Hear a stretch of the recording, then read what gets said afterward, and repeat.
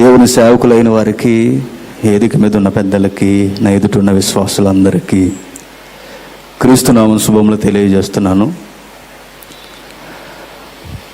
ఈ మొదటి రోజు సభలో సమకాలీన సమాజానికి అవసరమైనవి, మరి ముఖ్యంగా ఇట్టి ప్రాంతాలకి కావలసినవి, కొన్ని ఆలోచనతో కూడిన కొన్ని సంగతులు జనరల్గా మనం మాట్లాడుకుందాం. జాగ్రత్తగా వినండి. బ్రదర్ మాట్లాడుతూ ఒక వర్గాన్ని గూర్చి ఆయన తెర మీదకి తీసుకొచ్చారు. దేవుడు లేడన్న వర్గం. బాగా వినండి. అధ్యక్షులు మాట్లాడుతూ సాంద్రత కోసం బాధపడకండి అన్నారు. మన ఆబ్యాచ్ కాదు.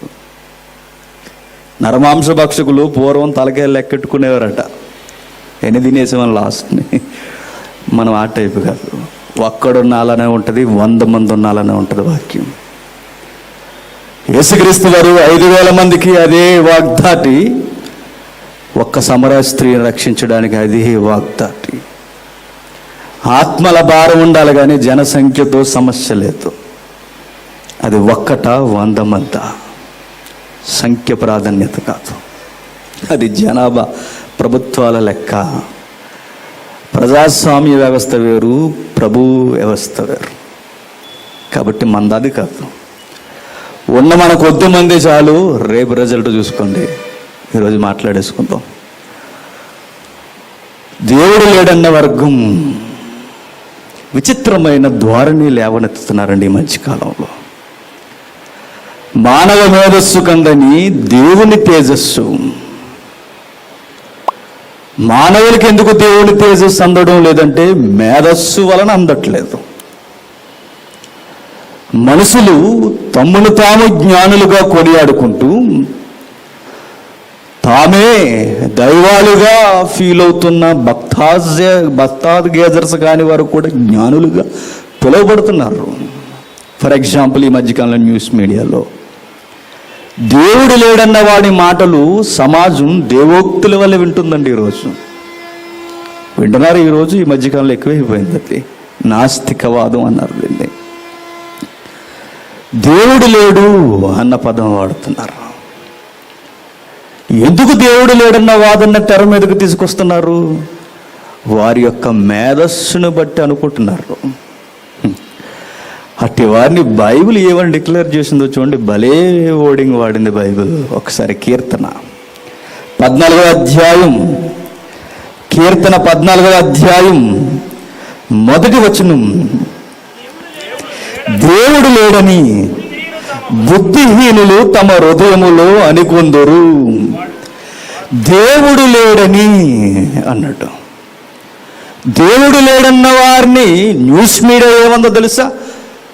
స్కాలర్స్ అంతే, జ్ఞానులు అంతే, మహానుభావులు అని పిలిచి స్టూడియోలో కూర్చోబెట్టింది. బైబిల్ ఏముందో తెలుసా? చెప్పండి. బుద్ధిహీనులు అంతే. కరెక్ట్ వర్డ్ తేలించండి. వరే ఫూల్స్ అంతే.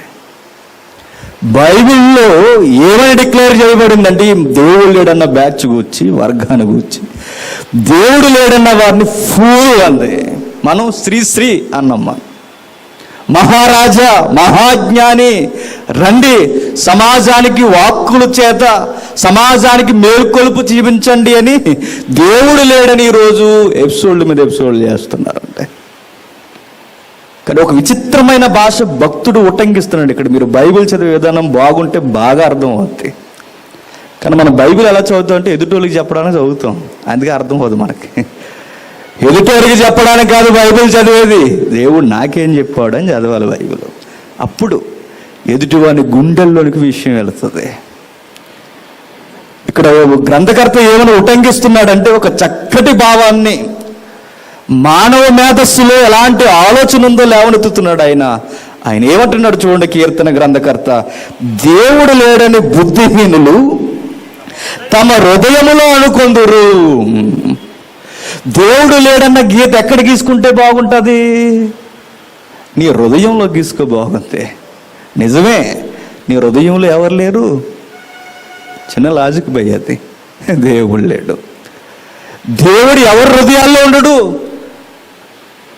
అపవిత్రమైన ఆలోచన కలిగి నీచమైన తలంపులతో పెట్టేకపోతూ ప్రతి నీచ కార్యానికి కేర్ ఆఫ్ అడ్రస్ అయిన ఆ హృదయంలో దేవుడు ఉండే అవకాశం లేదు. మరి ఎవరండి దేవుణ్ణి ఎరిగేది అంటే, యేసుస్వామి కొండ మీద ప్రసంగంలో ఏమన్నాడు తెలుసా? హృదయ శుద్ధి కలిగిన వారు ఆయన ఎరుగుతారు అన్నాడు. దేవుడిని ఎవరు కనుగొంటాడు? దేవుడిని ఎవరు చూస్తారు చనిపోయిన తర్వాత, లేదా జడ్జిమెంట్ డేలో, లేదా ఎక్కడి నుండే దేవుని మేధస్సుని, దేవుని తేజస్సుని అర్థం చేసుకునేవారు ఎవరయ్యా అని బైబిల్ని అడిగితే చెబుతుంది, పవిత్రమైన హృదయం కలిగిన వాడికి అర్థం అవుతాడు దేవుడు. హృదయ శుద్ధి గలవారు ధన్యులు. హృదయంలో మేధాశక్తిని నింపుకున్నవారు కాదు ధన్యులు, వాడు అన్యుడి కన్నా హీనుడు. ఎక్కడ మీరు అనుకుంటున్నారు? తమ హృదయంలో అనుకుంటున్నారట. అంటే వారిని వారే స్థిరపరచుకుంటున్నారు అన్నమాట. దేవుడు లేడని హృదయంలో లేడంటే బాగుంటుంది, విశ్వంలో లేడంటే ఏం బాగుంటుందండి? ఈ అనంతమైన విశ్వంలో దేవుడు ఉన్నాడు. ఒక్కటా రెండా? మాట్లాడడం మొదలు పెడితే ఆయుష్కాలం మీద సరిపోదా ఆయన నిరూపణ మాట్లాడితే. లూయి పాశ్చర్ అనే శాస్త్రవేత్త ఏమన్నాడో తెలుసా? మనకెప్పుడు మనం ఎలాంటి వారం అంటే, గణిత శాస్త్రంలో చూడవలసినది సైన్స్ బుక్లో చూస్తాం, సైన్స్లో చూడాల్సింది గణిత శాస్త్రంలో చూస్తాం. ఎట్లా దొరుకుద్ది? సైన్స్లో చూడాలి, గణితాన్ని గణిత శాస్త్రంలోనే చూడాలి. బైబిలు గణిత శాస్త్రం కాదు, బైబిలు సైంటిఫిక్ విట్నెస్లకు సంబంధించింది కాదు, బైబిల్ దేవుని చిత్తానికి సంబంధించింది. That is Bible. Louis Pasteur ఏమన్నాడో తెలుసా? ఆయన ఏమని స్టేట్మెంట్ ఇచ్చాడో తెలుసా సమాజానికి? ఇదిగో అనంతమైన విశ్వం దేవుని యొక్క శక్తిని తెలియజేస్తుంది, బైబిల్ దేవుని చిత్తాన్ని తెలియజేస్తుంది, దట్ ఈస్ బైబిల్ అన్నాడు. సైన్స్ని బయట చూడు బాగుంటుంది, రుజువులు బయటెత్తుకు బాగుంటుంది, నువ్వు అక్కడున్న దాన్ని ఇక్కడికి తీసుకొచ్చి దేవుడి చిత్తాన్ని మరిచి ఏవో సాపేక్ష సిద్ధాంతాలు కావాలంటే నీకు ఎట్లా దొరుకుతాయి ఇవన్నీ? ఇది దేవుని చిత్తాన్ని తెలియజేసేది. మహానుభావుడు గనక చక్కటి స్టేట్మెంట్ ఇచ్చాడు. మనం గనక గణితంలో ఎతకాల్సినది సైన్స్లో ఎతకాల్సినది సోషల్, ఇలా దాడుతూ ఉన్నాం మనం. అందుకే బ్రదర్ మాట్లాడుతూ అన్నారు, ఎట్లా సరిపోద్ది, ఎట్లా నీకు సరిపోద్దులే, మాకు సరిపోద్ది, విశ్వాసులం కదా. చాలామంది అనుకుంటారు విశ్వాసులకు రుజువులు ఉండాలి, విశ్వాసాన్ని మళ్ళీ ఏం మాట్లాడతారు తెలుసా? అంటే మరీ గాల్లో దీపం ఎవరు పెట్టమన్నారండి అని. విశ్వాసం అంటే ఏంటో తెలుసా? గాల్లో దీపం కూడా ఉండదు, అది విశ్వాసం. విశ్వాసానికి విట్నెస్లు ఉండవు, విశ్వాసానికి ఆధారాలు ఉండవు. విశ్వాసం అంటేనే కానబడని దానిని ఉన్నది అని నమ్ముటకు ఆధారం, అది విశ్వాసం. నమ్మాలి, నమ్మకపోతే కుదరదు. అందుకే ఒకరోజు ఒక మంచి ఈవెంట్ జరిగింది. రజనీకాంత్ గారు కూడా చెప్తుంటారు ఎగ్జాంపుల్, ఇలాంటి ఆధ్యాత్మిక సభలకు వెళ్ళినప్పుడు మీరు కూడా వినే ఉంటారు. మంచి సందర్భం, ఒకసారి వింటాం. ఆయన ఒక ఎగ్జాంపుల్ తీసుకున్నాడు. జరిగిందే, జరగలేనిది ఏం కాదు, న్యూయార్క్లో జరిగింది పక్కా. ఒక వ్యక్తి ట్రైన్లో జర్నీ చేస్తున్నారు. ఆ పెద్ద ఆయన బైబిల్ చదువుకుంటున్నాడు ట్రైన్లో కూర్చొని. ఒక యువ శాస్త్రవేత్త తన దగ్గరకు వచ్చాడు. వచ్చి చూడడానికి పెద్ద ఆయనలో ఉన్నారు, డిగ్నిఫైడ్గా కనిపిస్తున్నారు. ఏంటండి శాస్త్రం వేగంగా అభివృద్ధి చెందుతున్నప్పుడు ఇప్పుడు బైబిల్ చదువుతారు మీరు? మీలాంటి వారే నెక్స్ట్ జనరేషన్ కూడా పాడవుద్ది. ఇందుకు ఇప్పటికీ మూఢభక్తి. మన దేశం వేగంగా సైన్స్లో అభివృద్ధి చెందుతుంది, మన యువకులు వేగంగా సైన్స్ మీద మమకారం పెంచుకుంటున్నారు. మీరు ఎప్పటికీ మత సంబంధమైన గ్రంథాలు పట్టుకు తిరగడం ఏంటి? అది ఈ పబ్లిక్లో, ఈ ట్రైన్లో మీరు ఇలా చదవడం సబబు అనిపించుకోవట్లేదు అన్నాడు యువ శాస్త్రవేత్త పెద్ద ఆయనతో. పెద్ద ఆయన నవ్వుకున్నట్టు, ఎందుకంటే చాలా పెద్ద ఆయన. ఈ బొడ్డోడికి తెలియదు అసలు విషయం. మరలా డిస్కషన్ పెరిగింది, స్టేషన్ వచ్చింది. బాబు ఒకసారి ఇలా రా అని పిలిచాడు. సార్ చెప్పండి అన్నాడు. ఈ కార్డు నుంచి విజిటింగ్ కార్డు ఎప్పటికైనా పనిచేస్తుందిలే అన్నట్టు. చూశాడు కార్డు మీద థామస్ అల్వా ఎడిసన్. ఏం కొనుక్కున్నాడు ఆయన? పురుగుల్ని కాదు, బల్బుల్ని. బల్బు కొనుక్కున్నది ఎవరు? Thomas Alva Edison. చూసాడు, ఆశ్చర్యపోయాడు. సార్ సారీ సార్, ఎవరు అనుకున్నాను. అయినా మీరు బైబిల్ చదవడం ఏంటి? నవ్వాడు, మరలా వెళ్ళిపోయాడు అక్కడ నుండి. సార్ నాకు ఆశ్చర్యంగా ఉంది. అవసరమైతే ఇంటికి వచ్చి కలవయ్యా. ఒకరోజు ఉట్టిన బయలుదేరి వెళ్ళాడు. వెళ్ళేసరికి ల్యాబ్లో ఉన్నారు థామస్ అల్వా ఎడిసన్ గారు. చూశాడు, యువ శాస్త్రవేత్త. ఆ చూసిన ఎంట్రన్స్లోనే ఒక సిస్టమ్ కనబడుతుంది, తిరుగుతుంది సర్కిల్ ఆకారంలో. ఆశ్చర్యపోయాడు. సార్ ఇది కొత్త సిస్టమ్, ఇది న్యూ థియరీ ఏమన్నా కనిపెట్టి దీనిని ప్రాక్టికల్గా ఇప్పుడు చేస్తున్నారు, ప్లీజ్ సార్ చెప్పండి సార్, తెలుసుకోవాలని ఉంది. అరే లేదయ్యా, దానికి అదే పని చేస్తుంది, అది అట్లా వచ్చేసింది నా ల్యాబ్లోకి అన్నాడు. సార్ జోకులు లేకండి సార్, నేర్చుకోవాలి, నేను కూడా నా స్టూడెంట్స్కి చెప్తాను, చెప్పండి సార్ అని అడిగాడు. లేదు, దానికి ఆకాశం నుండి అలా వచ్చి పడిపోయి తిరిగేస్తుంది అంతే, దానికి అదే అన్నట్టు. మరలా అడిగారు, sir Thomas sir please sir, ఎలా పనిచేస్తుంది ఇది? విద్యుత్ శక్తి, అయస్కాంత శక్తి, ఎలా పనిచేస్తుంది? కొంచెం నాకు థియరీ అయినా చెప్పండి అని అడిగాడు. అప్పుడు అడుగుతున్నాడు మరలా, ఏం లేదయ్యా దానికి అదే పనిచేస్తుంది అన్నాడు. అప్పుడు అన్నాడు సీరియస్గా, సార్ ఎలా పనిచేస్తుంది సార్? వెనక శక్తి అయినా ఉండాలి, వ్యక్తి అయినా ఉండాలి. క్రియేషన్ వర్కౌట్ అవ్వాలంటే వెనక క్రియేటర్ ఉండాలి సార్. ఏంటి సార్ మీరు అలా మాట్లాడుతున్నారు మరి అన్నాడు. బిడ్డ ఏంటన్నావు? క్రియేషన్ పని చేయాలంటే ఎవరు ఉండాలి? క్రియేటర్ ఉండాలన్నా. బాగుంది కదా, నువ్వే చెప్తున్నా కదా ఆన్సర్. మొన్న ఏదో అన్నావు ట్రైన్లో నన్ను, క్రియేటర్ లేడు, ఏమీ లేడు, బైబిల్ ఏంటి సార్ చదువుతున్నారు అన్నారు కదా. నేనంటా విను, నీదే మాట జవాబు చెబుతున్నారు. అనంతమైన విశ్వం కనబడుతుందంటే, ఈ క్రియేషన్ కనబడుతుందంటే, ఈ క్రియేషన్ వెనక క్రియేటర్ కూడా ఉన్నాడు బిడ్డ అని చెప్పాడు. చాలా ఆంగొట్టాడు. కొట్టాలి ఎవడైనా. మానవ మేధస్సుతో ఆలోచిస్తే దేవుడి తేజస్సు తెలియదయ్యా. దేవుడున్నాడు, సమాజాన్ని నడిపిస్తున్నవాడు, మానవుడు ఉనికిని కాపాడుతున్నవాడు, కనిపించిన శక్తులను నడిపిస్తున్నవాడు ఒకడున్నాడు, అతడే దేవుడు. దేవునిగా పిలవరండి ఈ పదాలు నేర్చుకున్న తర్వాత. వాటర్గా పిలవమంటే పిల్లరు H2 అంటారు. మనం నీళ్ళు అంటాం, వారు H2 అంటారు. ఏదైతే ఏముంది, భావం అదే, రుజువు అదే, మాట్లాడుకునే భాషే తేడా. విశ్వాన్ని ఏదో శక్తి నడిపిస్తుంది అంటున్నాడు, నువ్వు శక్తి అన్నావు, ఆధ్యాత్మిక చింతనలో దేవుడు అన్నావు. ఏదైతే ఏముంది నిజమదే. దేవుడన్నవాడు ఈ విశ్వాన్ని నడిపిస్తున్నట్టు, దేవుడన్నవాడు ఈ విశ్వాన్ని కదిలింపజేస్తున్నాడు. ఆయన యందు మనం ఉనికి కలిగి ఉన్నాం, ఆయన యందు చలించుచున్నాం, ఆయన కృపలోనే ఈ భూమి మీద మనం బ్రతుకుతున్నాం. మనకి ఎందుకు ఆయన అర్థం కావట్లేదంటే, మనం జ్ఞానులు అనుకుంటున్నాం, మన మేధస్సును బట్టి ఆయనకు కొలబద్దగా గేస్తున్నాం, అందుకే మనకు ఆయన అర్థం కావట్లేదు. ఎక్కువ మంది నాస్తికులు అయిపోవడానికి, ఎక్కువ మంది దేవునికి దూరం జరగడానికి ఒక కారణమైన ఒక సిద్ధాంతం ఉందండి. అదే డార్విన్ గారి సిద్ధాంతం. సుపరిచితమైన అపరిచితమైన పాయింట్స్ చాలా ఉన్నాయి అక్కడ. డార్విన్ గారు ఆఫ్రికాకి వెళ్ళారట. వెళితే ఏమైందట? వెళితే ఏమవడం ఏంటి, అక్కడ ఉన్న మనుషులు కోతులు ఒకేలా అనిపించారట. అప్పుడు పెద్ద ఆయన అన్నాడు, ఏమన్నా తెలుసా, ఇదిగో మనిషికి దశల వారీగా మారి, కోతి మారి మనిషిగా వచ్చాడు. అందుకే మనకు ఒక సింబల్ కూడా వేస్తారు, ఏమన్నా తెలుసా, కొంచెం బెండ్ అయిన కోతి, కొంచెం లేచిన కోతి, ఆ తర్వాత లేచి. ఈ మధ్య కంప్యూటర్ ముందు కూడా కూర్చుంటుంది ఒక కోతి, అది కోతి కాదు మనిషి అన్నారు. బాగుందిలే. పరిణామక్రమం అనే పదాన్ని తగిలించి, పరిణామక్రమం బాగా వినాలి స్టూడెంట్స్, ఒకవేళ వింటే మీరు బాగా వినండి.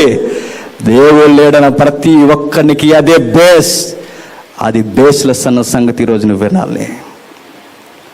పరిణామక్రమ సిద్ధాంతమే వీళ్ళందరికీ రండి.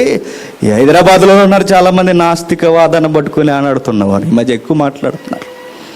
వాళ్ళ నోటికి గండిపడే రోజు దగ్గరలోనే ఉంది. ఎప్పుడో పూర్వం అయిపోయిన సిద్ధాంతాలు ఇప్పుడు మరలా కొత్తగా చెబుతున్నారు. అవన్నీ పాతవేనయ్యా. నువ్వేం తెర మీద తీసుకున్నప్పుడు ఏపీ, ఈ తెలుగు రాష్ట్రాల్లో ఎవరికి సరిగ్గా తెలియదు కనుక ఇప్పుడు ఏదో పెద్ద కొత్త విషయాలు చెబుతున్నారు.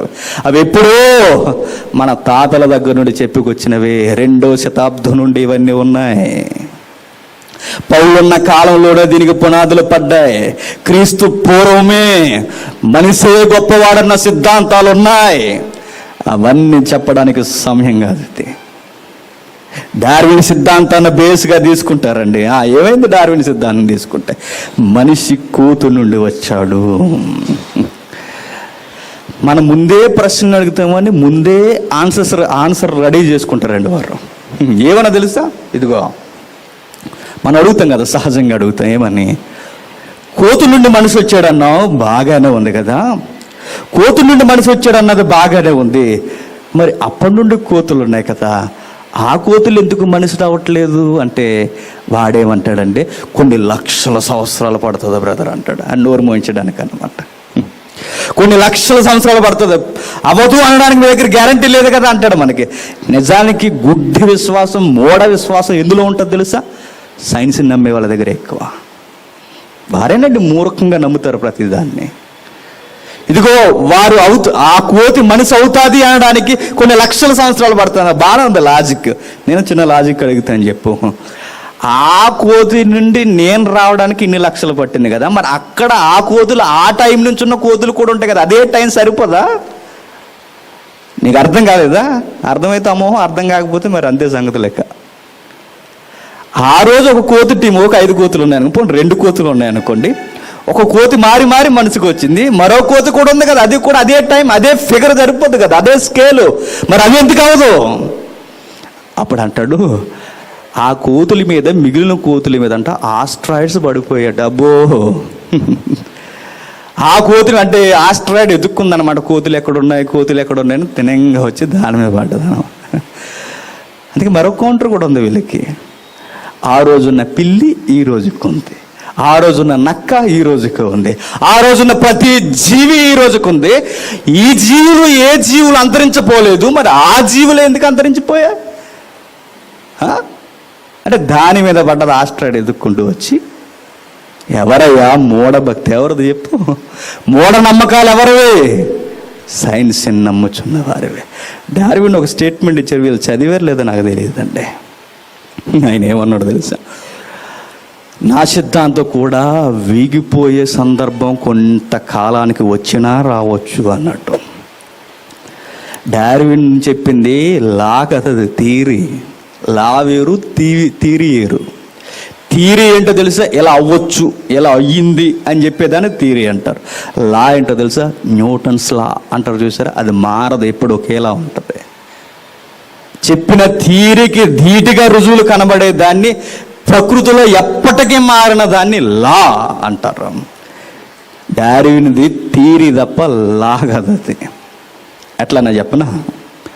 డార్విన్ గారు ఒక మంచి మాట అన్నాడు. ఆయన సుమారుగా ఇప్పటికి 200 సంవత్సరాలు అవుతుంది, 200-300 అవుతుంది సుమారుగా ఆయన చెప్పి. ఆయన ఏమన్నారో తెలుసా? ఇదిగో బాగా వినండి. ఒక జీవి పరిణామక్రమం చెందుతున్నప్పుడు ఈ మొదటి దశ నుండి ఈ చివరి దశ వరకు కొన్ని మధ్య దశలు ఉంటాయి అన్నట్టు. అర్థమవుతుంది కదా?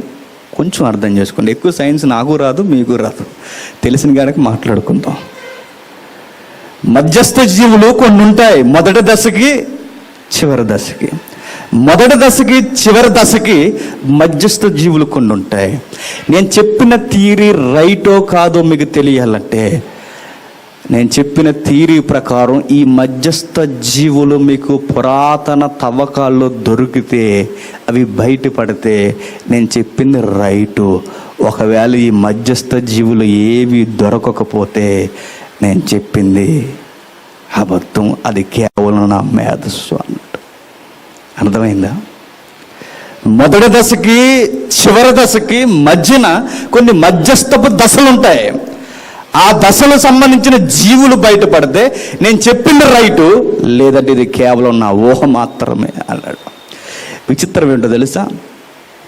పురావస్తు శాస్త్రవేత్తలు ఎన్నో తవ్వారు, ఎప్పుడో ఉన్న జీవులు మహాఘట సర్పాలు దొరికాయి, ఎప్పుడో ఉన్న డైనోసార్స్ మనకు దొరుకుతాయి, ఎప్పుడో ఉన్న పెద్ద పెద్ద జీవులు దొరికాయి, ఇప్పుడు కొద్ది కాలానికి ముందు చనిపోయిన జీవులు మనకు దొరుకుతున్నాయి. విచిత్రం ఏంటో తెలుసా?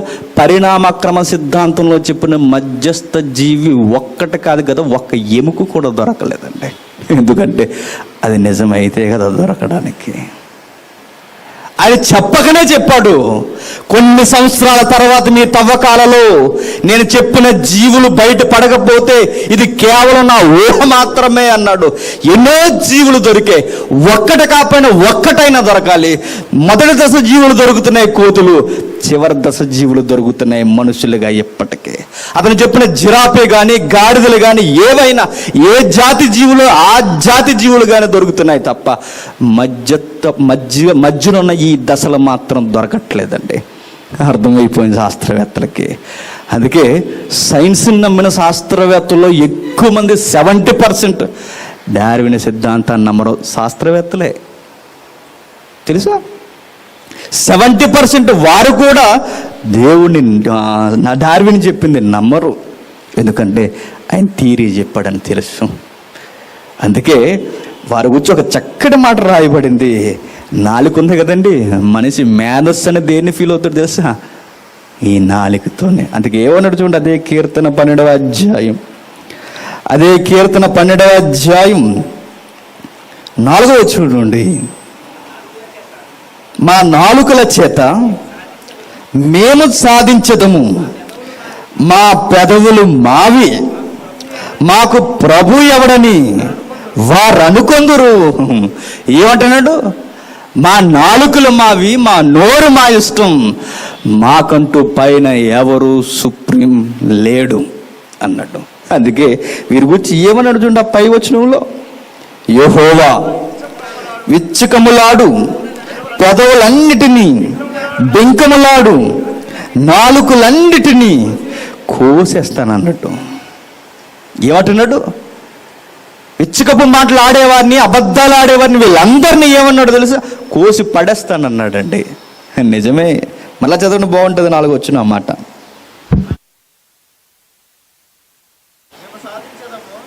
మేము సాధించదము, మా పెదవులు మావి, మాకు ప్రభు ఎవడని వారు అనుకుందరు. క్యాప్ పెట్టి చదవండి. బాధపడే వారికి చేయబడిన బలత్కారము బట్టి, దరిద్రుల నిట్టూర్పును బట్టి నేనిప్పుడే లేచెదను. రక్షణను కోరు వారికి నేను రక్షణ కలుగజేదునని యెహోవా సెలవిచ్చుచున్నాడు. ఎవరికి ఆయన అర్థమవుతాడో తెలుసా? ఆయన యొక్క ఉనికిలోనికి రావాలనుకున్న వారికి మాత్రమే అర్థమవుతారు. దేవుడు ఎవరికి ఎక్కువ అర్థమవుతాడో తెలుసా? దరిద్రులకే ఎక్కువ అర్థమవుతాడు.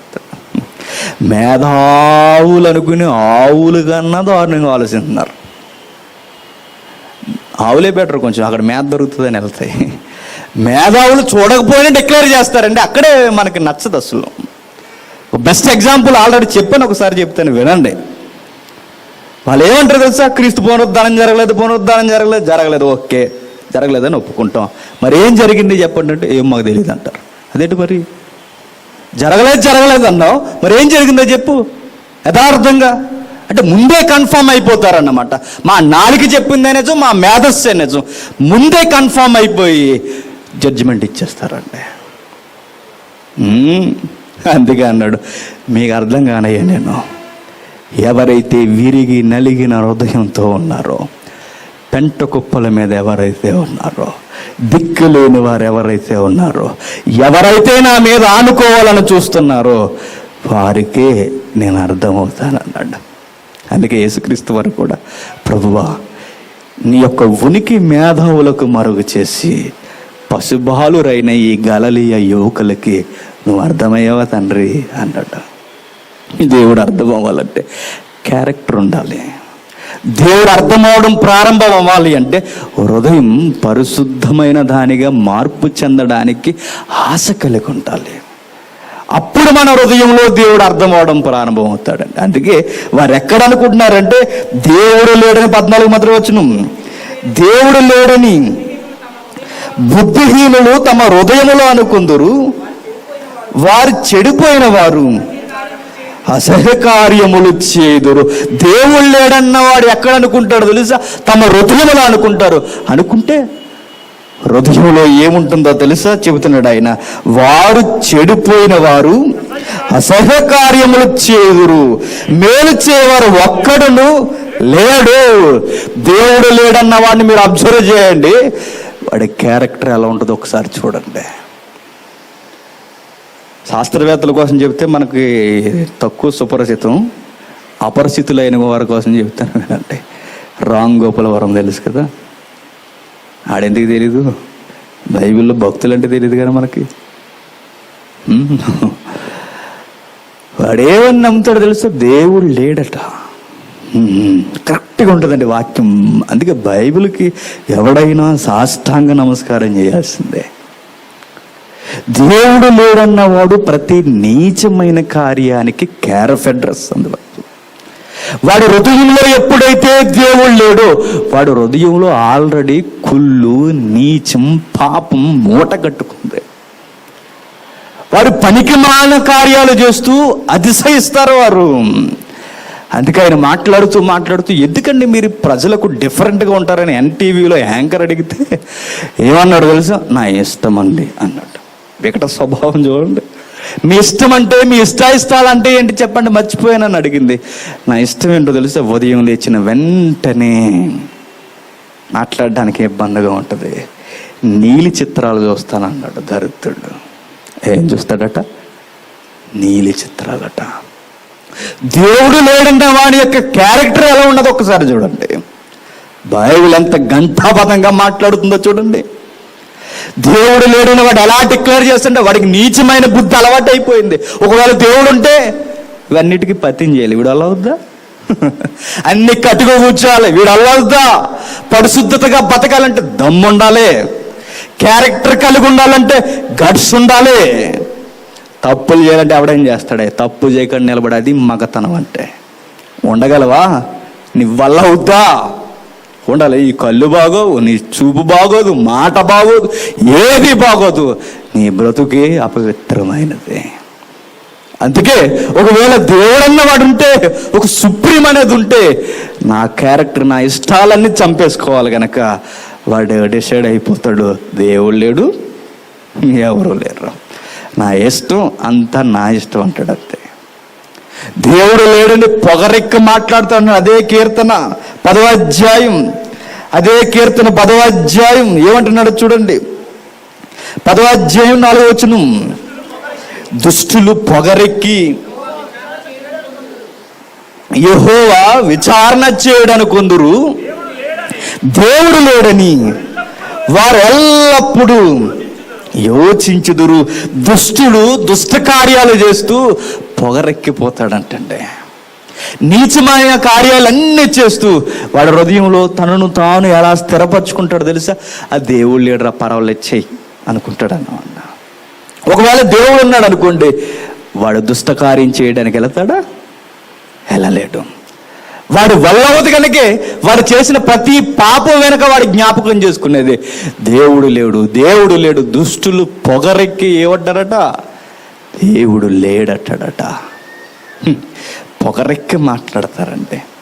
అందుకే వారి మాటలు చూడండి ఎంత పొగరగా ఉంటాయో.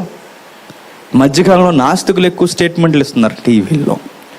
వారెంత దురుసుగా మాట్లాడతారంటే దేవుడి కోసం ఎత్తేసరికి. మాకంత మూఢభక్తి లేదు, మమ్మల్ని అంత మోసం చేయకండి.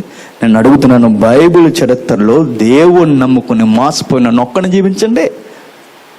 మనుషుని నమ్ముకుని మోసపోయిన వారు ఉన్నారు, ఈ శాస్త్రాన్ని నమ్ముకుని మోసపోయిన వారు ఉన్నారు, దేవుణ్ణి నమ్ముకుని జీవితాలు నాశనం చేసుకున్నవారు ఒక్కరినే జీవించండి. ఇప్పటికీ వారి జీవితాలు సమాజ శ్రేయస్సును కోరుకుంటున్నాయి.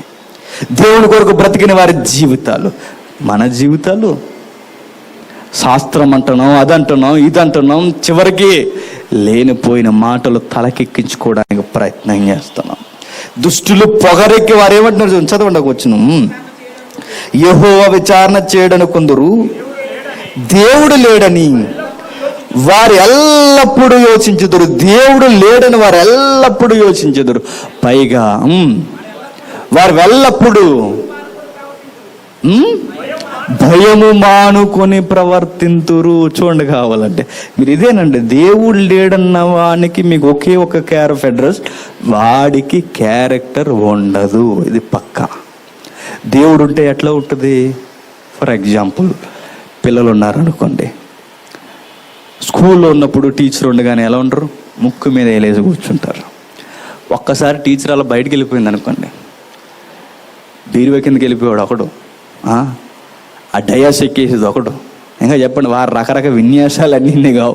బుక్స్ పాడేసేవాడు ఒకడు, అలా తిరిగేసేవాడు ఒకడు, మరలా సార్ వస్తున్నాడు అనగానే. అంటే ఒక సుప్రీం అనేది ఒకటి ఉందనుకోండి, మనిషి కరెక్ట్గా ఉంటాడు.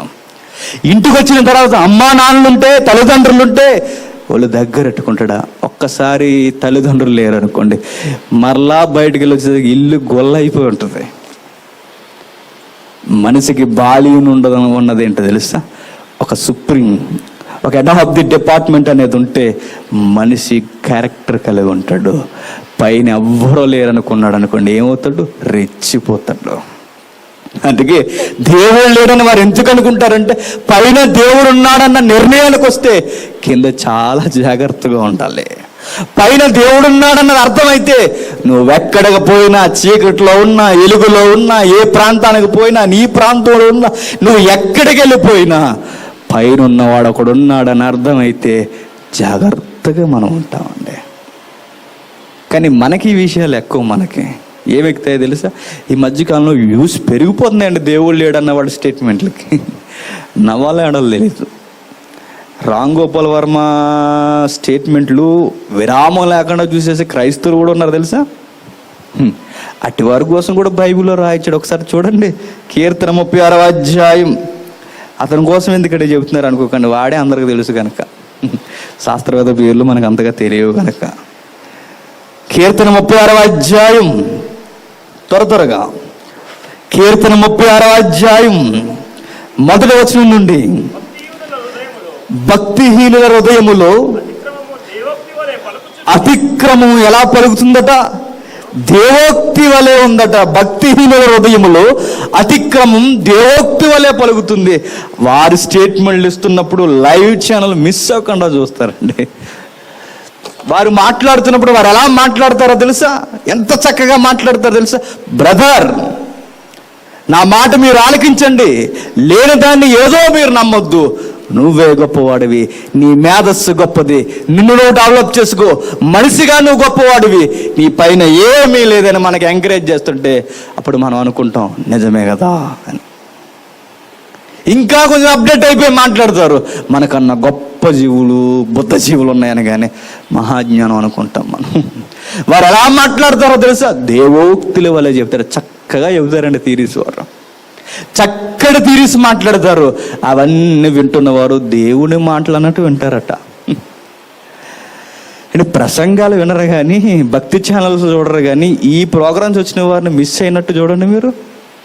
చాలా జాగ్రత్తగా చూస్తారు. అందుకే వారి కోసం ఏమంటున్నాడు? 36వ అధ్యాయం మధ్య వచ్చిందండి. భక్తిహీనులు హృదయముల అతిక్రమం దేవోక్తి వలె పలుకుచున్నది, వాని దృష్టి ఎదుట దేవుని భయము భక్తిగా లేదు, వారి దోషము బయటపడి అసహ్యముగా కనబడే వరకు అది వాని దృష్టి ఎదుట వానికి ముఖస్తుతి చేయుచున్నది. దేవుడు లేడన్న వాడికి ముఖస్తుతి పెరిగిపోద్దండి. కామెంట్స్ పెడుతుంటారు, మీ పట్టణానికి అవసరం, అందుకే చెబుతున్నాను నేను. కామెంట్స్ పెడుతుంటారు, ఏమో తెలుసా? మీరు వచ్చేంత వరకు మేము చర్చిలకు పోయి, గుడులకు పోయి, మసీదులకు పోయి మోసపోయామండి మేము, భక్తి అని. మీలాంటి మేధావులు సమాజానికి చాలా అవసరం. మేధావులు కాదు అయ్యాయి, ఆవులు. మేధావులు కాదు.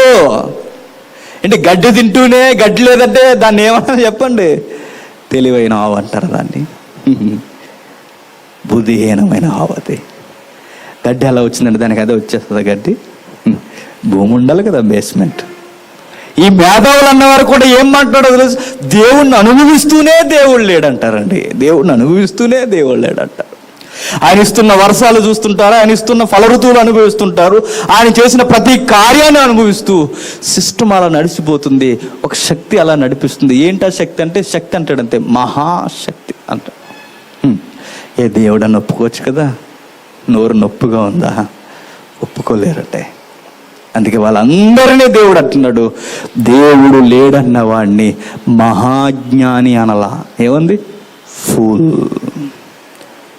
జ్ఞాని అని పేరు పెట్టకండి, ఫూల్స్ వారంతా.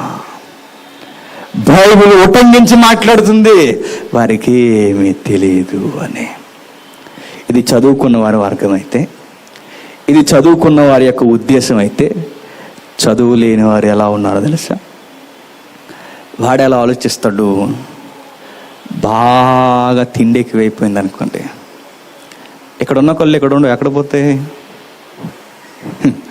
అక్కడ పోతాయి అన్నమాట. అప్పుడు వాడు దేవుడు లేడు రా అంటాడు. చదువుకోలేని వాడికి తిండి ఎక్కువైతే వాడనే మాట ఏంటో తెలుసా?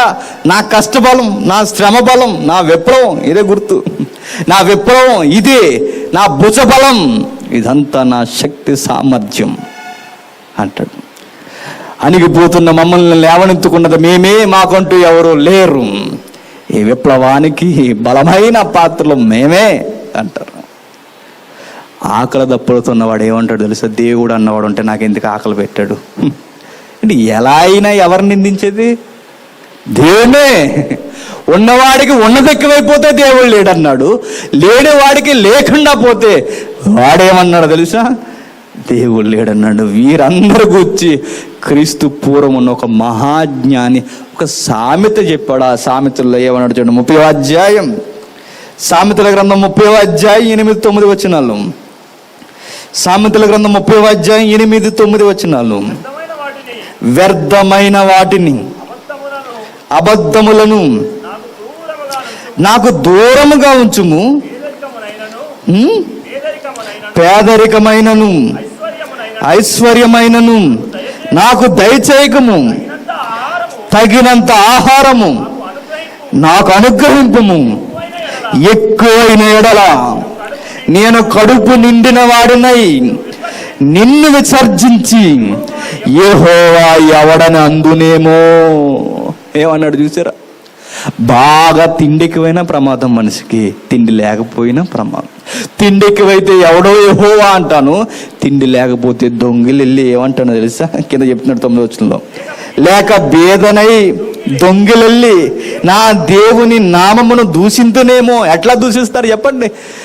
దొంగతనాలు చేసేసి బైబిల్ మీద ఒట్టండి నేను ఈ పని చేయలేదంటారు. ఎవరిని దూషిస్తున్నారు? దేవుడిని. చాలామంది మా ప్రాంతాల్లో ఏం జరుగుతుంది తెలుసా? దొంగతనాలు చేసేసి చర్చిలోకి వచ్చేస్తారంటే స్నానం చేసి, నిండుగా స్నానం చేసి, తప్పు చేసేసి తప్పు చేయలేదంటారు. ఎవరి మీద ప్రమాణం? దేవుని మీద ప్రమాణం, బైబిల్ మీద ప్రమాణం. ఎందుకు రా తప్పు చేసి అంటే ఒప్పుకోవచ్చు కదా. అందుకే అంటున్నాడు, ప్రభువా ఏ విధముగా అయినా నాతో ప్రమాదమేనయ్యా, అందుకే నన్ను ఎలా ఉంచాలో అలానే ఉంచు, మరీ నాకు ఎక్కువ ఇవ్వద్దు, మరీ తక్కువ ఇవ్వద్దు, ఎట్లా ఉన్నా నేను నీకు ప్రమాదకారిగా ఉన్నాను ప్రభు. అందుకే పౌలేమంటాడు తెలుసా? తండ్రి ఏ రోజు ఆహారం ఆ రోజు ఇవ్వయ్యా మాకు అంటాడు. భక్తులకు అర్థమైంది కనుక బిల్డింగ్లు వస్తున్నారు, మనకు అర్థం అవ్వలేదు కనుక ఏంటి ప్రభు సేవ ఇప్పుడే ఇక్కడ ఉండిపోతుంది, డెవలప్ చేయండి, ఒక వజ్రం దొరికేలా చేయి, ఈ పట్టణాన్ని మార్చేస్తాను నేను అంటాం మనం ప్రార్థనలో. దారంటే నడిచిపోతున్నప్పుడు నాకు గణింతకు కనబడలేదు, కనబడదు నువ్వు కనబడవు. అందుకే దేవుడు ఎక్కడ ఎలా ఉంచాలో అక్కడే ఉంచుతాడు. నన్ను అడిగితే పేదరికం ఉంటేనే అనుభవాలు బాగా ఉంటాయండి, మధ్యస్థంగా ఉంటేనే జీవితాలు బాగుంటాయండి. బాగా ఎక్కువైంది అనుకోండి మనకు మనమే ఎక్కసం కొడతాం. అందుకే దేవుడికి తెలుసు ఎవరిని ఎలా ఉంచాలో. మేధావులు అనుకున్నవారు దేవుడు లేడన్నాడు, పేదవారు అనుకున్నవారు ఆకలి దప్పులతో దేవుడికి అవమానం తెస్తున్నారు. తిండెక్కైన వాడు మగత ఎక్కువై దేవుడు ఉంటే నన్ను ఏం చేస్తాడు? దేవుడు లేడు అంటున్నాడు. ఒక విచిత్రమైన చిన్న భాష చెప్పి ఒక సాంగ్ మనం చూద్దాం. దేవుడు లేడు ఒకే ఒక ఆన్సర్ అండి. బైబిల్ మనకుంది కదా, బైబిల్లో రాయబడిన ఏ ప్రదేశమైనా భౌగోళికంగా లేకపోతే బైబిల్ చెప్పింది అబద్ధం అని మీరు నమ్మండి. బైబిల్లో ఏమున్నాయి? సముద్రాలు ఉన్నాయి, ఇప్పటికే ఉన్నాయి కళ్ళ ముందు. పాల సముద్రాలు లేవు బైబిల్లో. బైబిల్లో రెక్కల గుర్రాలు లేవు. బైబిల్లో అవేవో చెప్పారు మీరు, అవి లేవు. అవి పౌరాణిక కథలు, అవన్నీ కట్టు కథలు అవి. మన అనకూడదు కానీ అనాల్సిన అవసరం వచ్చింది అంటానేనండి. ఒక ఆయన ఎలానే వెళ్ళిపోయాడు, అమెరికా పోయా సభలో అన్నాడు, మొట్టమొదటిసారిగా ఆపరేషన్ చేసింది ఎవరో తెలుసా? మేమే అన్నాడు. బాగా చదువుకోరు కదండి నాయకులు, అక్కడికి పోయి స్టేట్మెంట్ ఇచ్చాడు, ఇదిగో మొట్టమొదటిసారిగా మా పురాణాలు సాక్ష్యం ఇస్తున్నాయి, మేమే మొట్టమొదటిసారిగా ఆపరేషన్ అనేది చేసాం అనగానే, ఎలా రుజువు అనగానే అన్నాడు, ఇదిగో మా దేవుని ఒకన తలను నరికి వేరొక జీవి తల తెచ్చి పెట్టాడు. అప్పుడే మాకు అర్థమైంది మొట్టమొదటిసారి ఆపరేషన్ చేసింది మేమే అని. అమెరికన్స్ అందరూ పక్క నవ్వేశారంటే మనం కూడా నవ్వుతాం, అర్థమవుతాయి. అర్థం కాకపోతే నవ్వుతాం, మనతో వచ్చింది అది. అందుకే ఇండియన్స్ అన్నారు మనల్ని. నవ్వేశారు. ఎందుకు నవ్వారో తెలుసా? అరే బిడ్డ ఏంటి ఒకసారి మళ్ళీ కథ చెప్పు అన్నారు. అరే ఇది కథ కాదండి, గాథ అన్నాడు. సరే గాథో కాదో మళ్ళీ ఒకసారి స్టోరీ చెప్పు అన్నాడు. మా దేవుడు అక్కడికి వెళ్ళేసరికి తన భార్యను చూడడానికి వెళుతున్నప్పుడు, పేర్లు వద్దులేండి, అడ్రస్ మీకు తెలుసు. తన భార్యని కావడానికి వెళ్తున్నప్పుడు ఒక ఎస్కాట్లో ఉన్నాడు, సెక్యూరిటీలో ఉన్నాడు. వారియు అడిగాడు. వారి అని అడిగినోడు కూడా దేవుడు. అది విచిత్రం. ఏం జరిగిందో ఏం జరగబోతుందో ఎవడికి తెలియాలి? దేవుడికి తెలియాలి. తెలియనోడు కూడా దేవుడు. మరి ఆ లాజిక్లు మర్చిపోయారు రచనా గ్రంథకర్తలు రాసేటప్పుడు. మీరు చిన్న లాజిక్స్, సైకాలజీ మెథడ్స్ కొన్ని తెలిస్తే చాలండి, ఏది నిజమో ఏది అబద్ధమో మనకు అర్థమవుతుంటుంది. రచయిత యొక్క ఊహలను బట్టే రచన కూడా వస్తుంది. రచయితకి కామ వికారమైన కోరికలు ఎక్కువ అనుకోండి, కామ వికారమైన వాటి మీదే మనసు పెడతాడు. రచయితకి యుద్ధాల మీద మమకారం ఎక్కువ అనుకోండి, దాని మీదే రాసుకుంటూ వస్తారు. ఇప్పుడు ఏ గ్రంథం ఎలాంటిదో మీకు అర్థమైపోవాలి. అంటే రాసినోడు ఊహలు మంచివి కాదన్నమాట. అందుకే వాడి బ్యాక్గ్రౌండ్ అంతా దాని చుట్టే తిరుగుతుంటుంది ఆ విషయం అంతా. అది పరిజ్ఞానం. మాకు ట్రైనింగ్లో చెప్పేవారు ఇవన్నీ చిన్న చిన్న లాజిక్లు ఇవి. ఆ తర్వాత ఆయన అడిగారు, వచ్చింది అది వారు అని అడిగారు. మీరెవరు అడిగారు. ఇటు ఎలా వచ్చారు మీరు అన్నాడు. అరే బిడ్డ అడ్డు లేగము అన్నాడు. నేను లేగను, మా మమ్మీ స్నానం చేస్తుంది అన్నాడు. లే అన్నాడు. నో, మా మమ్మీ స్నానం చేస్తుంది, నేను పోనివ్వను అన్నాడు. లేస్తావా మీ భాషలో మక్కిలు ఎరగొట్టేమంటావా అన్నాడు, తెలంగాణ లాంగ్వేజ్. అరే లేనరా అన్నట్టుగా చూసాడు. నీ హైట్ ఏంటి నా హైట్ ఏంటి అన్నట్టు చూసుకున్నారు ఒకరొకరిని. కాదలేండి అదంతా. లేవా అన్నాడు. లేను అన్నాడు. నీ మెడకాయ మీద తలకే ఉండదు అన్నాడు. అంతేకా తీసి పడేసాడు. అయ్యో సర్జీ ఎవరనుకున్నారు ఆయన? యువర్ సన్ అన్నాడు. ఓ మై గాడ్, గాడ్డే ఓ మై గాడ్ అనుకున్నాడు. ఓ మై గాడ్ అనుకున్నాడు. ఎస్ మీ సన్ అండి. ఎట్లా టైం పాస్ ఒక వాడిని డిజైన్ చేసేసాను అంతే అన్నది స్నానం చేసేటప్పుడు. చాలామందికి హీట్ ఎక్కిపోతలేని లైవ్ చూసినాడు, ఎక్కితే ఎక్కనేయండి. అట్లానా? మరి అట్లా కలిగి ఉన్నది ఏది మీరు లేకుండా కలదు కదా, బైబిల్ కదండి. అది మీరు కలిగింపజేయండి అన్నది. ఓకే తెరిచాడు. ఒకసారి వెళ్ళాడు. తూర్పున ముఖం పెట్టి ఒక జీవి ఉంది, దాన్ని తీసుకురండి అన్నాడు. ధ్యానంలో ఉందంట జీవి. అది విచిత్రం. జీవులు కూడా ధ్యానంలో ఉంటాయి. ధ్యానంలో ఉన్న జీవిని తీసుకొచ్చారు. జీవిని జీవిగా వద్దు, దాని తల నరికి తీసుకురండి, నేను ఇప్పుడు చేస్తాను ఆపరేషన్ అన్నాడు. తెచ్చారు. ఆ జీవి తల తెచ్చి ఈ మనిషి ఆకారంలో ఉన్న ఇతనికి పెట్టేశారు. అప్పుడు అమెరికన్స్ అడిగారు, అరే ఇప్పుడు నరకబడిన తలే పెట్టొచ్చు కదా, మళ్ళీ ఆ జీవుని దింపి దాన్ని తెచ్చి మళ్ళీ ఈ తల పెట్టడం ఇదంతా టైం వేస్ట్ కదరా అబ్బాయి అని అడిగారు. అట్లా కాదండి అన్నాడు. మన వాడి దగ్గర ఆన్సర్ లేదు. అట్లా కాదండి అన్నారు. అట్లా కాదు, మీ దగ్గర అంత నాలెడ్జ్ ఉంటే ఈ తలనే పెట్టచ్చు కదా, మళ్ళీ ఆ తల నరికేయడం దేనికి? కిమ్మని సిగ్గుపడిపోయి డైజెస్ట్ దిగి వచ్చేసారండి. బైబిల్లో అలాంటి కథలు, బైబిల్ మీదకి వస్తారు ఈ మధ్య అందరూ. బైబిల్ అలాంటి కథలు లేవు. అలాంటి పెట్టె కథలు ఉండవు బైబిల్లో, బాల సముద్రాలు ఉండవు బైబిల్లో. బైబిల్లో రాయబడిన ప్రతిదీ ఖచ్చితమైన రుజువులతో ఉంది. నువ్వు అలిసిపోయేంత వరకు ఉన్నాయి బైబిల్లో ఖచ్చితమైన రుజువులు. బైబిల్లో ఉన్న సముద్రాలు ఉన్నాయి, బైబిల్లో ఉన్న కొండలు ఉన్నాయి, బైబిల్లో ఉన్న మెట్టలు ఉన్నాయి, బైబిల్లో ఉన్న నదులు ఎప్పటికీ భౌగోళికంగా మనకు కనబడుతున్నాయి. బైబిల్లో ఉన్న జాతులు ఎప్పటికీ నివసిస్తున్నాయి. బైబిల్లో ఒక జాతిని ఎన్నుకున్నాడు, అది ఇశ్రాయేలీయులు. ఆ ఇశ్రాయేలు ఎంపిక చేసుకుని వారి ద్వారా ప్రపంచానికి దేవుడు పరిచయం కావాలనుకున్నాడు. ఇశ్రాయేలీలు అన్నది నిజమైతే ఇశ్రాయేలు అనుభవించిన దేవుడు కూడా నిజమన్నమాట. ఇశ్రాయేలు చరిత్ర 40 సంవత్సరాల అరణ్యంలో నడిచింది నిజమైతే వారిని నడిపించిన దేవుడు అన్నవాడు కూడా నిజమన్నమాట. వారికి తెలిసిందల్లా ఒకే ఒక్కటి బానిస బ్రతుకులు. కత్తి తిప్పడం వారికి చేత కాదు, ఎదుటి వాడిని జయించడం వారికి చేత కాదు, వారికి శత్రువుని ఎలా జయించాలో వారికి తెలియదు. బానిసలైన వారు దేశాన్ని లోపరుచుకున్నారు, దేశాల్ని జయించారు, వాగ్దాన భూమిలోకి అడుగు పెట్టారు. వీరికి యుద్ధం ఎలా వచ్చింది?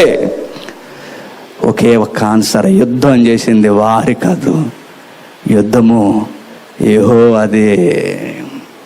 సీల్లో మీరుండని నేను చూసుకుంటా అన్నాడు ఆయన. నేను సీల్లో దిగితే ఎలా ఉంటుందో తెలుసా? తెర సిరిగిపోద్ది అన్నాడు. చూడండి ఒకసారి, చూద్దాం, మళ్ళీ కలుసుకుందాం.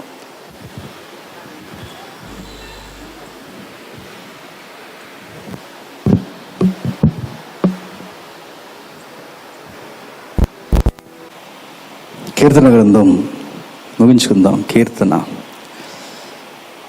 14వ అధ్యాయం 2వ వచనం. కీర్తన 14వ అధ్యాయం 2వ వచనం. వివేకము కలిగి దేవుని ఎతుకువారు కలరేమో అని యెహోవా ఆకాశము నుండి చూసి నరులను పరిశీలించెను. నిజమైన మేధస్సు ఎలా ఉండాలో తెలుసా? నీ వివేకం ఎలా ఉండాలో తెలుసా? దేవుని ఎతకడానికి ప్రయత్నం చేయాలి. వివేకం కలిగి దేవుని ఎతుకువారు కలరేమో అని ఆకాశం నుండి దేవుడు నరులను పరిశీలిస్తున్నారండి. నీకు ఎలా కావాలి చెప్పు దేవుడు అంటే? నువ్వు ఊహించుకున్నట్టుగా దేవుడు ఉండడు. దేవుని యొక్క ఆలోచనలోనికి మనం వెళ్ళాలి. మనం ముందే డిజైన్ చేసుకుంటామండి దేవుడు అన్నవాడు ఎలా ఉండాలి అని. ఈ మధ్య విచిత్రమైన ప్రశ్న అడుగుతున్నాను, రేపు అదే చెప్తాను. ఏంటి, యేసుక్రీస్తు దేవుడు అని ఎక్కడన్నా చెప్పుకున్నాడా అని? చెప్పుకుంటారు. మరి చెప్పుకున్న వాళ్ళందరినీ నమ్మేస్తావు నువ్వు? నాకు నేనే కితకిత పెట్టుకుంటూ వస్తాయా చెప్పు? అట్లా ఉంది ప్రశ్న. మానవ మేధస్సు కందని దేవుని తేజస్సు అంటే ఏదో అనుకోకండి. యేసుక్రీస్తు ఆయనే దేవుని తేజస్సు, దేవుని మహిమ.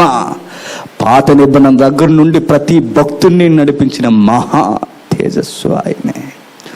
ఆయన అర్థం కావాలంటే ఊరకే అర్థం అవడం. ఆయన అంటున్నాడు, వివేకము కలిగి దేవుని ఎతుకువారు కలరేమో అని దేవుడు ఆకాశం నుండి తేరు చూస్తున్నాడు. వివేకం ఉంటే దేవుడు అర్థమవుతాడంటే. పౌలు గారిని అడిగితే ఆయన ఏమన్నాడు తెలుసా? దేవుడు అర్థం కావాలంటే ఒకరోజు ఒక దీవికి వెళ్ళాడు. ఆయన ఊహించుకుందాం, ఒక దీవికి ఆయన వెళ్ళినప్పుడు మనుషులు ఎట్టేవారో తెలుసా? ఎవరినైనా దేవుడిగా కొలిచేస్తారండి. మన ఆసియాకి, తూర్పు ఆసియాకి కానీ మిడిల్ ఆసియాకి ఉన్న సంస్కృతి ఏంటంటే కనబడిన ప్రతిదాన్ని దేవుడు అంటాం, కనబడిన ప్రతి వ్యక్తిని దేవుళ్ళు అంటాం. అందుకే మన దేశంలో మనుషుల కన్నా దేవుళ్ళు ఎక్కువ. అది విచిత్రం. అక్కడ కూడా ఏం చేశారంటే వారిని దైవాలుగా కొలిచారు. పౌలు గారు వెంటనే అన్నారు, దేవుడు అంటే ఎలా ఉండాలి తెలుసా? మాలా ఉండడయ్యా దేవుడు అంటే. మరి ఎట్లుంటాడు? అపోస్తల కార్యములు 14వ అధ్యాయం, వివేకంతో ఆలోచించండి. అపోస్తల కార్యములు 14వ అధ్యాయం 17వ వచనం. అయినను దేవుడు ఆకాశము నుండి మీకు వర్షమును ఫలవంతములైన ఋతువులను దయచేయచ్చు, ఆహారమును అనుగ్రహించుచు, ఉల్లాసముతో మీ హృదయములను నింపుచు, మేలు చేయుట చేత తమ్ము గూర్చి సాక్ష్యము లేకుండా చేయలేదని చెప్పిరి. అపోస్తులు ఏమంటున్నారో చూడండి. ఆ రోజుల్లోనే ఎలాంటి మాటలు వారు మాట్లాడుతున్నారో చూడండి. అటు గ్రీకు తత్వజ్ఞానానికైనా, అటు రోమ ప్రభుత్వానికైనా, ఇటు సామాన్య ప్రజానికానికైనా, దీవుల్లో బ్రతుకుతున్న సామాన్య మనుషులకైనా చెబుతున్నారు వారు. దేవుడు అన్నవాడు ఎలా ఉంటాడో తెలుసా? వర్షమును ఫలవంతమైన ఋతువులను మనకు దయచేస్తాడయ్యా. మనుషులుగా మేము దయచేయలేము అవన్నీ. మమ్మల్ని ఎందుకు మీరు దేవుడు అన్నట్టు తగిలిస్తున్నారు? మమ్మల్ని ఎందుకు మీరు దేవుళ్ళుగా కొలుస్తున్నారు? దేవుడు అన్నవాడు అనంతమైన విశ్వాన్ని నడిపించేవాడు దేవుడు అన్నాడు. ఒక శాస్త్రవేత్త ఇలానే వాపోయాడండి. ఒక మంచి స్టేట్మెంట్ ఇచ్చాడు, ముగించుకుంటాం. ఆయన ఏమన్నాడు తెలుసా? సోలార్ సిస్టమ్ చూస్తున్నప్పుడు నాకు ఎప్పుడు అర్థం కాని ఒక ప్రశ్న ఉండిపోతుంది అన్నాడు. సూర్య వ్యవస్థను చూస్తున్నప్పుడు నాకు అర్థం కాని ఒక ప్రశ్న ఉంది ఇప్పుడు అన్నాడు. ఏంటి ఆ ప్రశ్న అంటే, ఇదిగో సూర్యుని దగ్గర నుండి 3వ స్థానంలో భూగ్రహం ఉంది. సూర్యుడి దగ్గర నుండి 3వ స్థానంలో భూగ్రహం ఉన్నప్పుడు, సూర్యుడి నుండి వేడి ప్రయాణం చేస్తున్నప్పుడు సూర్యుడి నుండి భూమి దగ్గరికి వచ్చేసరికి వేడి స్థాయి తగ్గుతూ రావాలి. దూరం పెరిగే కొద్దీ వేడి స్థాయి ఏమవుతుంది? ఇప్పుడు మంటకు దగ్గర ఉన్నాం అనుకోండి, అగ్నికి వేడి ఎక్కువ తగులుతుంది. దూరం జరిగే కొలది వేడి దగ్గర సహజంగా తెలుసు కదా. ఇది భూమికి తర్వాత ఉన్న మరో గ్రహమే అంగారక గ్రహం. కానీ విచిత్రం ఏంటో తెలుసా? భూగ్రహం కన్నా అంగారక గ్రహం మీద వేడి ఎక్కువ ఉంటుంది. భూగ్రహం మీద 20 ఉంటే అంగారక గ్రహం మీద 40 ఉంటుంది ఉష్ణోగ్రత. ఎట్లా? అదే అర్థం అవ్వలేదు. భూమికి ముందున్న గ్రహంలో వేడెక్కువ ఉంటే బాగుండు, భూమి తర్వాత ఉన్న దాని మీద ఈ సూర్యరశ్మికి సంబంధించిన ఈ వేడి ఎలా వస్తుందో మాకు అర్థం కావట్లేదు అంటున్నారు. ఆలోచిస్తే ఆధ్యాత్మికంగా దావీదు అన్నట్టుగా, నువ్వు కలగజేసిన ఆకాశ నక్షత్రములు గ్రహములను చూడగా నాకు ఆశ్చర్యం కలుగుతుంది ప్రభు. మనిషి ఏ పార్టీ వాడు అని జ్ఞాపకం చేసుకోండి. నిజమే. లాజిక్ ఏంటో చెప్పనా? లాజిక్ ఏం కదా, ఇది నిజమైతే.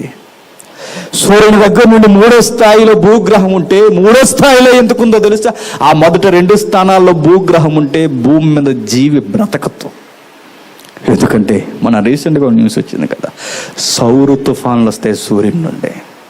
సౌర తుఫాన్లు ఎప్పుడైతే లేచాయో, ఆ లేస్తున్నప్పుడు ఏమర్థం అవుతుందో తెలుసా? ఆ లేచిన తుఫాన్ని అడ్డుకోవడానికి మొదట శుక్రుడో బుధుడో అడ్డంగా వస్తాడు మనకి. ఆ బుధ శుక్ర గ్రహాలు మనకు అడ్డంగా నిలబడిన తర్వాత ఆ వేడి స్థాయిని తగ్గిస్తాయి. మిగిలిన వేడి మన దగ్గరికి ప్రయాణం చేయాలనుకునే లోపే మరొక 2వ గ్రహం అడ్డుకుంటుంది. 3వ గ్రహం అయిన భూగ్రహానికి వచ్చేసరికి ఆ వేడంతా తగ్గిపోయి చక్కటి వెలుగు, కావలసిన వేడి వస్తుందంటే, ఆ 2 గనక మనకి ఎస్కట్ ఇవ్వలేదనుకోండి, ఆ 2 గనక మనకు సెక్యూరిటీ లేదనుకోండి, భూమి మీద జీవి బ్రతకడం అనేది అసంభవం. ఈ మే నెల వచ్చేసరికి రోడ్డు మీద గుడ్డు పగలొట్టి ఆమ్లెట్ అయిపోతుంది. ఆ 2 లేవనుకోండి, గుడ్డు కాదు పగలేది మన హెడ్. మధ్యకాలంలో కూడా ఒక యాడ్ ఇచ్చేవారు చూడ, సూర్యుడు స్ట్రాయస్గా తాగేస్తున్నాడు. బాగుంటుంది యాడ్ది. సూర్యుడికి ఆ 2 గ్రహాలు లేవనుకోండి, స్ట్రాంగ్ అది డైరెక్ట్ ఏం చేసి తెలుసా? కథం ఖైమా కొట్టి తినేస్తాడు మనల్ని అందరినీ. ఆ 2 గ్రహాలు వేసి కట్టేస్తున్నాయి. ఇంకా విచిత్రం ఏంటో తెలుసా? ఆ తర్వాత వేడి తగ్గాలి, కానీ వేడి తగ్గలా, పెరిగింది ఇంకా. ఎందుకు తెలుసా? అంగారక గ్రహాన్ని అలా దాటి ఎదురుగలుగుతున్నాం అనుకోండి, ముందుకు పోయేగలది శీతల ప్రాంతం. అదంతా జీవి బ్రతకడం అనేది అసంభవం. ఈ బాటిల్ పెట్టుకెళ్ళి అలా నిలబడ్డారు అనుకోండి, బాటిల్ నేను కూడా అలా విగ్రహంలో ఉండిపోతాం అనమాట. అంత -డిగ్రీ ఉంటుంది. అంత శీతల వాతావరణం ఉంటుంది. అటు వస్తున్న శీతల వాతావరణాన్ని అడ్డుకోవాలి, ఇటు వస్తున్న వేడిని అడ్డుకోవాలంటే అటు ఆ 2 గ్రహాలను పెట్టాడు, ఇటు ఈ గ్రహాన్ని పెట్టాడు. అటు వస్తున్న శీతల వాతావరణాన్ని అడ్డుకున్నది అంగారక గ్రహం. అక్కడికి వచ్చేసరికి దాన్ని వేడితో దాన్ని తరిమి కావలసిన శీతలం మన మీదకి వస్తుంది. ఇటు నుంచి వస్తున్న వేడిని తగ్గించడానికి ఈ 2 గ్రహాలు ఉన్నాయి. మధ్యన చక్కగా నీలిగ్రహం అలా తిరుగుతూ ఉంటుందండి. అదే అంటున్నాడు పౌలు, మిమ్మల్ని నడిపిస్తున్నది ఎవరో తెలుసా? దేవుడు. మీకు వర్షమును ఫలవంతమైన ఋతువులను ఇస్తున్నది ఎవరో తెలుసా? దేవుడు. ఇది మా వల్ల అవదు, మేము చేయలేము అంటున్నాడు. మనం చలిస్తున్న దాని అందే, ఉనికి కలిగి ఉన్న దాని అందే, మేము చేయలేము ఇవన్నీ అన్నాడు. పడుతున్న వర్షాలను చూడండి, చక్కటి నీరండి. స్టేట్మెంట్ ఇచ్చిందండి శాస్త్రం. ఏమో తెలుసా? ఇదిగో ఈ భూమి మీద అతి పరిశుద్ధమైన నీరు ఏదన్నా ఉందంటే అది వర్షపు నీరు అన్నారు. మనకేమిచ్చారు? కిన్లే వాటర్ బాటిల్ ఇచ్చారు. బొట్టులోనూ నమ్మకం ఉందట. అబ్బో, బొట్టులో కిన్లే వాటర్ బాటిల్ కాదుంట, వర్షపు నీరులో. దానికి మించిన విలువలు ఇక ఏ నీళ్ళు లేవంటే అంత పరిశుద్ధమైనది. ఆ యాడ్ చూస్తున్నప్పుడు నవ్వు వస్తుంది. కిల్ని వాటర్ బాటిల్ యాడ్. అమ్మ నాన్నకి చెప్పకుండా, డాడీకి చెప్పకుండా హాస్టల్ నుంచి అటు నుంచి అట్టే ఫ్రెండ్స్తో కలిసి కాశ్మీర్ వెళ్ళిపోతుంది. అక్కడికి వెళ్ళిపోయి వాటర్ తాగి అప్పుడు వాళ్ళ నాన్నకు ఫోన్ చేస్తుంది, నా డాడీ నేను తప్పు చేశాను డాడీ, నిజం చెప్పాలనుకుంటుంట. ఎందుకు? బొట్టులోనూ నమ్మకం ఉంది. కిన్లే వాటర్ బాటిల్ అంట. వాటర్ తాగి నిజం బయటకు వచ్చేసిందని అర్థం. నన్ను అడిగితే నేను అంటాను, వర్షపు నీడును చూడు, ఆయన నమ్మకత్వం మనకు కనబడుతుంది. మనకు వర్షాలు చూస్తే దేవుడు గుర్తురాడు. బజ్జీలు వేసానరా అంటారు. బజ్జీలు వేసేవాడు ఒకడు, పొగడి వేసేవాడు ఒకడు. వర్షం చల్లగా ఉండేసరికి, శీతల వాతావరణాన్ని చూసేసరికి ఇవి గుర్తొస్తాయండి. దేవుడు గుర్తు రావాలయ్యా. దేవుడు ఇది చక్కటి వర్షం ప్రేమతో ఇలా కురిపిస్తున్నాడంటే ఇది కేవలం దేవుని వలనే జరుగుతుంది, మనిషి వలన జరగదు. చక్కటి వర్షాన్ని ఇస్తున్నాడు, చక్కటి ఆహారాన్ని ఇస్తున్నాడు. ఎంత మంచి ఆహారం ఇస్తున్నాడండి ఆయన. కాదా చెప్పండి? ఈ సీజన్లో వచ్చేవేంటి? మామిడికాయలు, మ్యాంగోస్ అన్నారు. మ్యాంగోలా తింట్లా సినిమేసుకుంటున్నారు పైన పెట్టేసి. అలాగే ట్రై చేశారు, ముఖం పచ్చడైపోయింది తప్ప రాలా. తినే తిండిలో కూడా స్టైల్ అండి. చక్కగా తినొచ్చు కదా కోసుకొని. మీకు అర్థమే ఉంటుందండి. బైబిల్ అర్థమవుతుంది కానీ ఇలాంటివి బాగా అర్థమవుతాయి మనకి. ఫలవంతమైన ఋతువులను, ఫలములు మీకు ఇస్తున్నాడు, ఋతువులను మీకు దయచేస్తున్నాడు. నిజమండి. న్యూటన్ గారట యాపిల్ చెట్టు కింద కూర్చున్నారట. ముగిందాం అని ముగించట్లేదు అనుకుంటున్నారు కదా, వాడే జేమ్స్ ముగించడం. రేపు ఎక్కువ మాట్లాడుకుందామంటే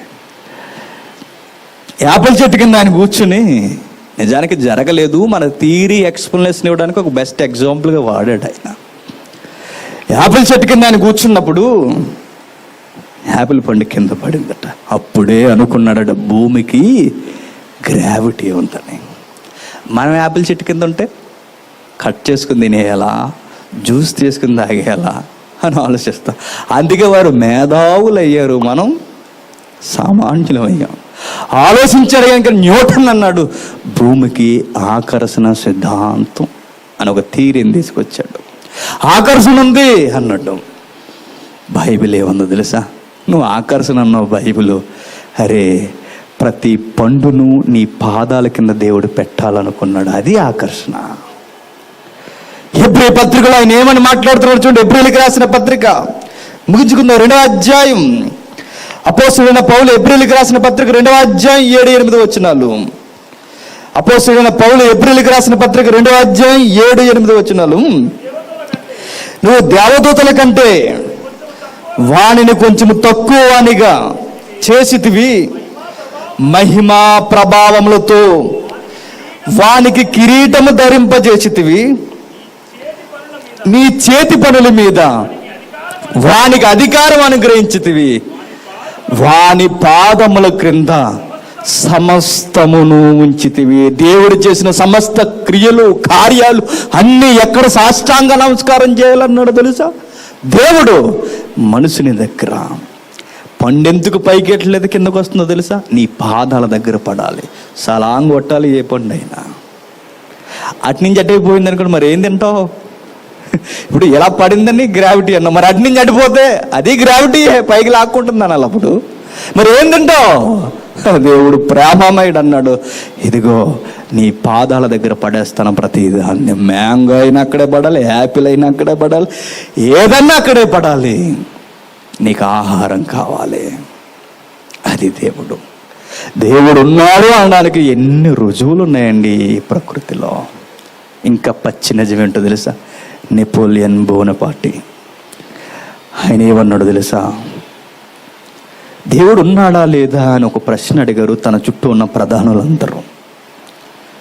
విప్లవ భావాలతో అడిగినప్పుడు ఆయన ఏమన్నాడు తెలుసా? నెపోలియన్, దేవుడు ఉన్నాడు అనడానికి రుచి ఏంటో తెలుసా? మనం ఎవరినైతే చంపుతున్నామో, మన ముందు ఎవరైతే శవాలు అవుతున్నారో వారెంతమంది చేత, హిట్లర్ చేత, ఎంతో మహానుభావుల చేత చంపబడుతున్నా, మనకున్న ముందున్న విప్లవకారుల చేత ఎంతో మంది చేత చంపబడుతున్నా, యోధ జాతి ఇంకా నాశనం కాకుండా సజీవంగా ఉంది అంటే దేవుడు ఉన్నాడు అనడానికి వీరే రుజువు అన్నాడు నెపోలియన్. నెపోలియన్ అన్న మాట ఏంటో తెలుసా? యూదులు ఇంకా ఉన్నారంటే వారిని నడిపించిన దేవుడు ఉండే ఉన్నాడు అన్నాడు. నెపోలియన్ అన్న మాట బాగానే ఉంది, కానీ దేవుడు ఉన్నాడు అనడానికి రుజువు ఏంటో తెలుసా? యేసుక్రీస్తు. దేవుడు మనకు అర్థం కావాలంటే, ఈ మానవ మేధస్సుకు అర్థం కావాలి అంటే, గ్రీకు తత్వజ్ఞానానికి ధీటుగా సంఘానికి పత్రిక రాశాడు యోహాను గారు. ఆయన ఏమన్నాడో చూడండి, ముగించుకుందాం. మొదటి యోహాను పత్రిక 2వ అధ్యాయం, మొదటి యోహాను పత్రిక 2వ అధ్యాయం 23వ వచనం. మొదటి యోహాను పత్రిక 2వ అధ్యాయం 23వ వచనం. కుమారుని ఒప్పుకొనని ప్రతివాడు తండ్రిని అంగీకరించేవాడు కాడు, కుమారుని ఒప్పుకొనేవాడు తండ్రిని అంగీకరించేవాడు. తండ్రి అంటే దేవుడు, కుమారుడంటే క్రీస్తు. దేవుడు ఉన్నాడని మనం ఎప్పుడు ఒప్పుకోగలమో తెలుసా? యేసుక్రీస్తుని సజీవంగా మనం నమ్మినప్పుడు, అప్పుడు దేవుడు ఉన్నాడని అర్థం అవుతుందండి. ఈ మానవ చరిత్రలో క్రీస్తన్న ఆయన పక్కకు తొలగించి చూడండి, చరిత్ర అంతా శూన్యం అవుతుంది. క్రైస్తవ త్యాగాలన్న దాన్ని ఒక్కసారి పక్కకు తీసి చరిత్రను చూడండి, తెల్ల కాగితం అవుతుంది. అది చరిత్రలో శకపురుషుడు లేకపోతే చరిత్రకే పునాదులు లేవండి. దేవుడు ఉన్నాడు అనడానికి రుజువు యేసుక్రీస్తు.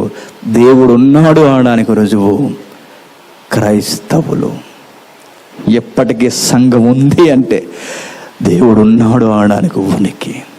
ఈ మానవ మేధస్సు కందన దేవుని తేజస్సు అయిన యేసుక్రీస్తు ఎలా కనిపించాడో రేపు నేర్చుకుందాం. ఈ శ్రేయోభిలాషులను తీసుకురండి, ప్రార్థన చేసుకుందాం.